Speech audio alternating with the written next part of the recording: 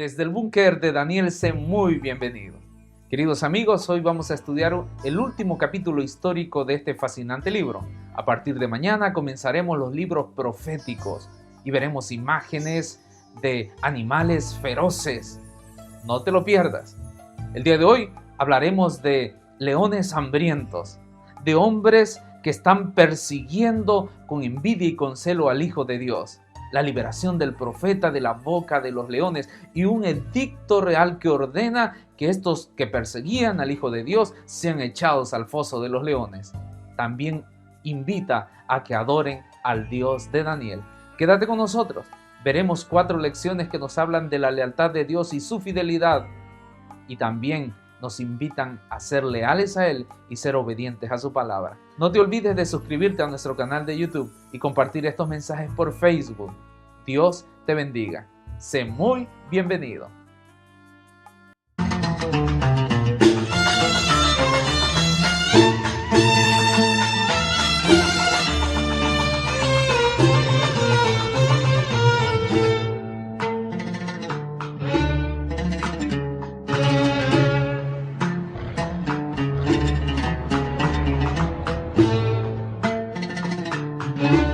Muy bien, queridos amigos, como lo dije al inicio de este video, el día de hoy nos corresponde estudiar Daniel en el foso de los leones. ¿Quién no ha escuchado esta fascinante historia?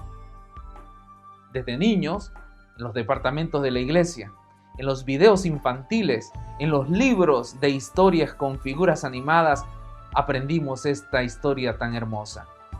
Sin embargo, ahora es momento de sacar lecciones que nos ayuden a enfrentar las adversidades, los peligros, las persecuciones que como hijos de Dios somos también nosotros y estamos sometidos.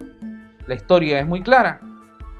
Después de que el reino de Babilonia, el imperio, fue destruido y los medos y los persas tomaron posesión de ella, el rey Darío comenzó a reinar, el medo, y ¿sabes qué? Él instituyó de 120 sátrapas en su reino y sobre ellos 3 gobernantes. Los sátrapas, queridos amigos, eran funcionarios inferiores a los gobernadores. De estos 3 gobernadores, allí estaba Daniel.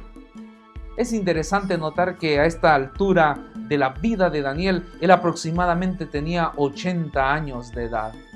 Pero es tan agradable ver que un hombre tan longevo tomase parte de una función dentro de este imperio medo-persa. No hay duda de que sus principios desde la juventud, de sus hábitos de salud, le habían dado una vida longeva a Daniel. No hay duda de que su fidelidad a las leyes, a las normas de Dios, le habían dado también esta confianza de trabajar en este imperio. Él estaba junto con los 3 gobernantes y él era el más importante de estos 3.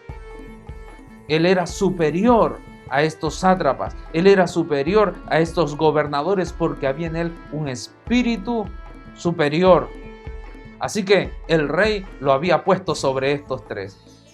Sin embargo, la envidia, no hay duda de que el egoísmo, querer ver mal a este hombre, que también era un amigo del rey, uno de sus siervos y cortesanos más leales a él, comenzaron a tramar en la mente, en el corazón, de cómo hacer caer a Daniel, cómo quitarlo del camino. No sé si en aras de una búsqueda de un puesto político, o simplemente porque no les caía bien la forma de ser de este hombre íntegro a Dios.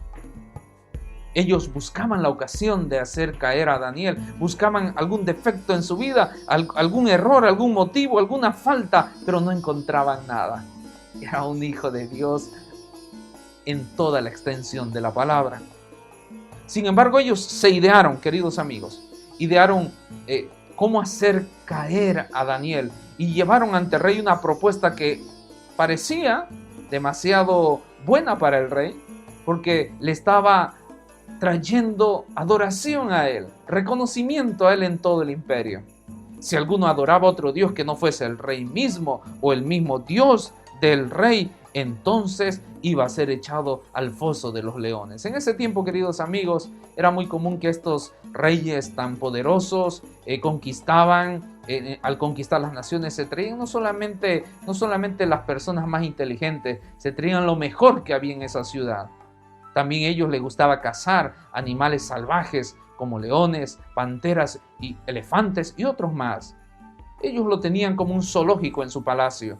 Pero en este caso pareciera que el asunto que estaba aquí en juego era que estos leones eran servidos solamente para cumplir la sentencia sobre alguna persona que el rey no quería que tuviese aliento de vida. Cuando Daniel supo este edicto, fiel a su costumbre, oraba 3 veces al día, a la hora tercera, a la hora sexta, a la hora novena, y él veía hacia Jerusalén, hacia donde estaba el templo, destruido por cierto. Inclinaba sus súplicas a Dios, rogando la liberación y el regreso una vez más a esa tierra santa. Daniel no tuvo temor de este edicto, porque para Daniel, queridos amigos, el favor del cielo le era más caro que la vida misma. Su conducta era el resultado natural de su confianza en Dios. Él no iba a ser diferente en este momento de adversidad y de prueba de lo que había sido cuando los días le gozaban con éxito en aquellos días buenos. Queridos amigos, Dios también es leal cuando sus hijos son fieles a Él. Entonces, cuando le dijeron, rey, hay un hombre de los hebreos que no te adora. Hay un hombre entre los hebreos que trajo Nabucodonosor, que no se ha pegado a tu ley, que no te respeta a ti, y que también dice no se acata el edicto que confirmaste, sino que 3 veces al día hace su petición a su Dios. Cuando el rey Darío escuchó, sabía de que Daniel era fiel y leal a su Dios. Le pesó en su corazón. Y dice la Biblia que intentó librar a Daniel hasta la puesta del sol, pero aquellos hombres le dijeron al rey, es que tú hiciste un edicto que no se puede abrogar. Con pesar en su corazón mandó a llamar a Daniel.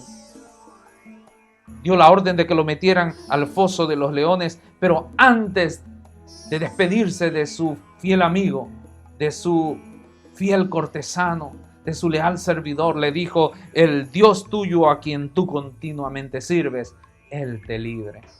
Entonces fue metido al foso de los leones. ¿Cómo era? No lo sé. Cerraron la puerta, le pusieron el edicto real para que nadie abrogara lo que había hecho el rey. Toda esa noche el rey ya no quiso comer. La música cesó en el palacio.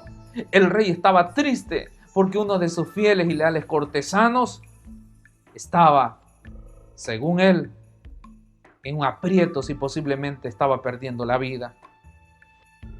El rey no durmió esa noche.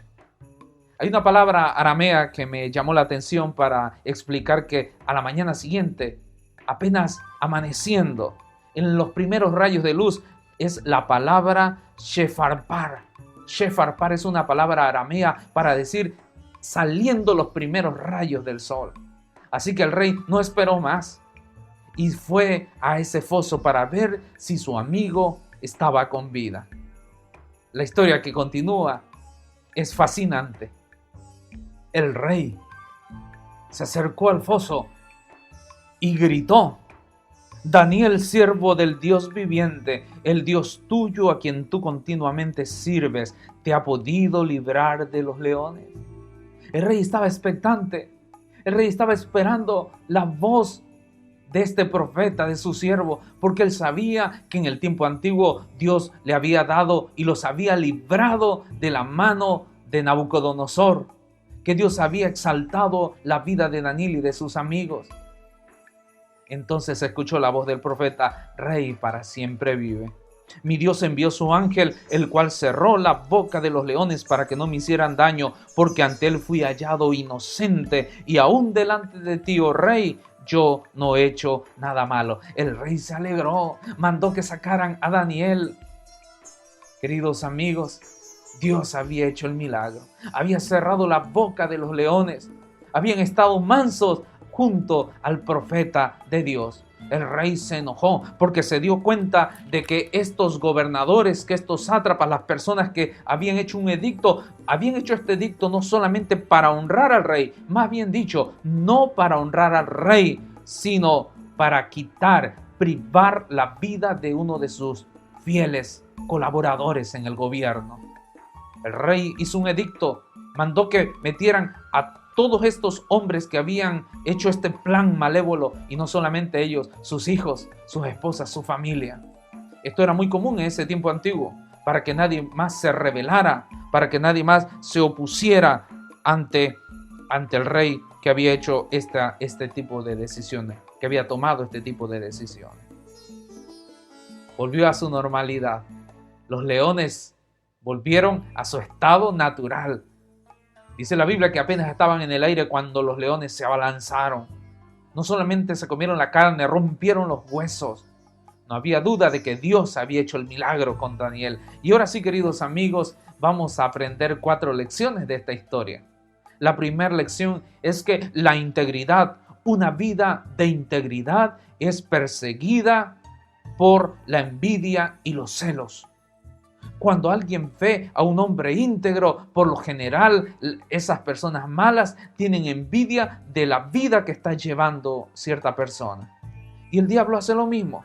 Cuando ve a un hijo de Dios que está procurando ser leal, fiel, íntegro a Dios, entonces hace que otras personas confabulen contra él, confabulen contra ella. Y así se la ha gastado el enemigo, como un león rugiente buscando a quien devorar, especialmente aquellos hombres íntegros y fieles al Señor. No hay duda de que hoy en día también nosotros, cuando tenemos envidias, cuando estamos llenos de celos, por lo general atacamos a esas personas que vemos que llevan una vida de paz, una vida de bendición que Dios les ha dado. No seamos así, queridos amigos. No sigamos el patrón de estos sátrapas y gobernantes. No sigamos el patrón del enemigo de Dios. Lección número 2. Una vida de fidelidad no cambia en medio de las adversidades. Una vida de fidelidad no cambia en medio de las adversidades. Una vida de piedad, queridos amigos, no cambia en medio de las tormentas, del desazón de la vida. Es triste como ver personas que cuando todo iba bien, bendito sea Dios, te amamos, te queremos, pero cuando comienzan a haber pruebas en la vida, cuando empiezan a haber situaciones difíciles, le dan la espalda a Dios. ¿Dónde estás? ¿Por qué no te interesas en mi vida? Queridos amigos, un hombre que es íntegro en el tiempo bueno, también es íntegro en el tiempo malo. Un hombre que es fiel, un hombre que tiene una piedad absoluta y plena de confianza en el Señor, también en los momentos adversos sigue siendo igual. Lección número 3. El cuidado de Dios es constante. Dice la palabra de Dios de que el ángel está alrededor de los que le temen y los defiende. Dios siempre ha estado a nuestro alrededor. Y tú y yo sabemos que muchas veces nosotros no hemos sido fieles y constantes hombres de piedad para el Señor, pero sus cuidados sí lo han sido. ¿Te imaginas, querido amigo, si nosotros tuviésemos una vida de lealtad, de fidelidad, una vida de piedad como la tuvo Daniel, de cuántos milagros nos hemos perdido?